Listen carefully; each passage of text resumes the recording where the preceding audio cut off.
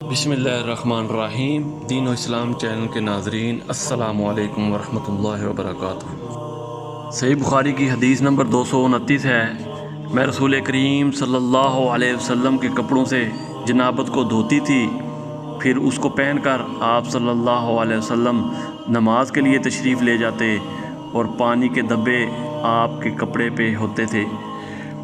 اسی طرح صحیح بخاری کی حدیث نمبر 230 ہے، میں نے حضرت عائشہ صدیقہ رضی اللہ تعالیٰ عنہا سے اس منی کے بارے میں پوچھا جو کپڑے کو لگ جائے، تو انہوں نے فرمایا کہ میں منی کو رسول کریم صلی اللہ علیہ وسلم کے کپڑے سے دھو ڈالتی تھی، پھر آپ نماز کے لیے باہر تشریف لے جاتے اور دھونے کا نشان یعنی پانی کے دبے آپ صلی اللہ علیہ وسلم کے کپڑے میں باقی ہوتے تھے۔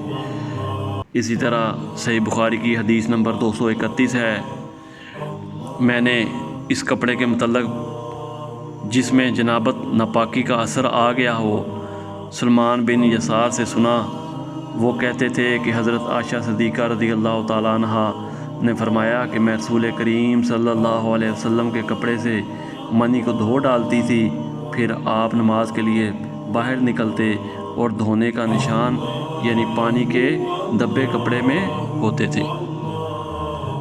قرآن و حدیث کی تعلیمات کے لیے دین و اسلام چینل کو سبسکرائب کریں۔